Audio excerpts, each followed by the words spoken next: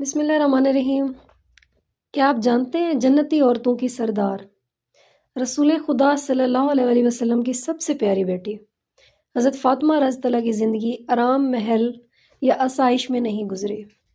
یہ وہ بیٹی تھی جس نے باپ کے چہرے سے خون صاف کیا، جس نے فاقوں میں مسکرا کر صبر کیا، جس کی شادی سادگی کی تاریخ بن گئی اور جس کا دل رسول پاک صلی اللہ علیہ وسلم کی جدائی میں ٹوٹ کر رہ گیا۔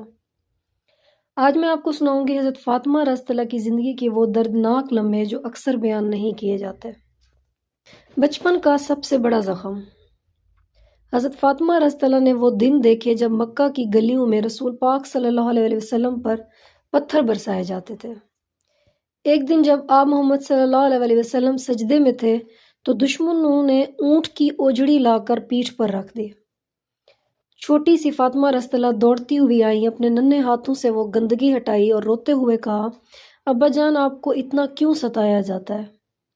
یہ بچی بچپن میں ہی ماں بھی بنی، محافظ بھی اور تسلی دینے والے بھی۔ اس لیے رسول پاک صلی اللہ علیہ وسلم نے فرمایا، فاطمہ میرے دل کا ٹکڑا ہے۔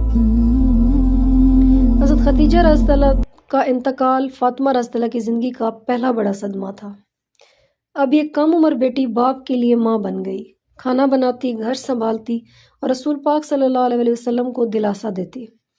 اس لیے لوگ فاطمہ رضی اللہ کو کہتے تھے ام ابیہا، یعنی باپ کی ماں۔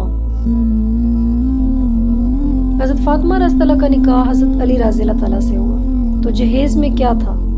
ایک چادر، پانی کا مشکیزہ، چکی اور مٹی کا تکیہ۔ کوئی زیور نہیں، کوئی سونا نہیں، کوئی محل نہیں، لیکن یہ شادی تقویٰ، صبر اور محبت کی مثال بن گئی۔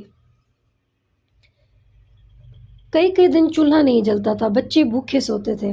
ایک مرتبہ فاطمہ رضی اللہ کے ہاتھوں میں چکی پیستے پیستے چھالے پڑ گئے، مگر زبان پر شکوہ نہیں آیا۔ جب خادمہ مانگنے کا خیال آیا تو رسول پاک صلی اللہ علیہ وسلم نے فرمایا، بیٹی سونے سے پہلے 33 بار سبحان اللہ، 33 بار الحمدللہ، 34 بار اللہ اکبر پڑھ لیا کرو۔